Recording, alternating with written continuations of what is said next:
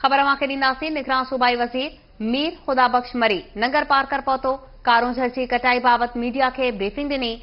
दुनिया में मादनी शइ जी अहमियत आहे। नंगर पार्कर में total granite 14.256 billion metric ton आहे। निगरान सूबाई वज़ीर जो चवणु हो। अव्हांखे ॿुधायूं पिया त नंगर पार्कर में जेको ग्रेनाइट नज़र अचे पियो उहो मथां सतह ते आहे, जंहिं जी मार्केट वैल्यू 6.2 ट्रिलियन डॉलर आहे। निगरान सूबाई वज़ीर मीर ख़ुदाबख़्श नंगर पार्कर पहुतो।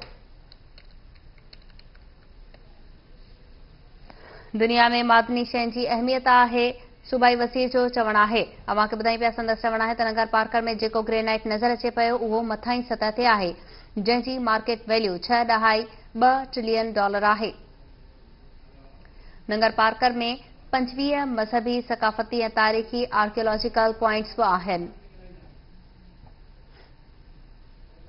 सूबाई वज़ीर नंगर पार्कर पहुतो। अव्हांखे ॿुधायूं पिया ॻाल्हि ॿोल बि कई पई। तफ़सील मालूम कंदासीं। लाइन ते मौजूद आहे खाटाओ जानी। जी खाटाओ, अपडेट कजो। जी बिल्कुल, सूबाई वज़ीर निगरान सूबाई वज़ीर महदनियात मैदनी वसाइल मीर ख़ुदाबख़्श मरी नंगर पार्कर पहुतो आहे। साणस गॾु मीडिया जी टीम भी मौजूद आहे ऐं मक़ामी मीडिया जे रिपोर्टरनि खां सवाइ मीडिया जा नुमाइंदा ख़ासि तौर ते सूबाई वज़ीर कारूंझर जी कटाई ऐं लीज़न जे हवाले सां उन्हनि खे ब्रीफ करण जे लाइ हुते पहुतल आहे। हुन मीडिया सां ॻाल्हि ॿोल कई आहे जेका साणस गॾु आई आहे।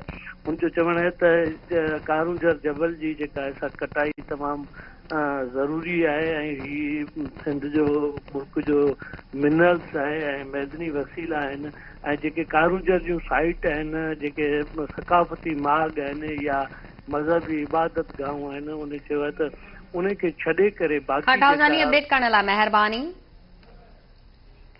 निगरान सूबाई वज़ीर मीर ख़ुदाबख़्श मरी सिंध जी फितरी सूंहं कारूंझर जबल खे कोरण वारी होॾ तां न लथो।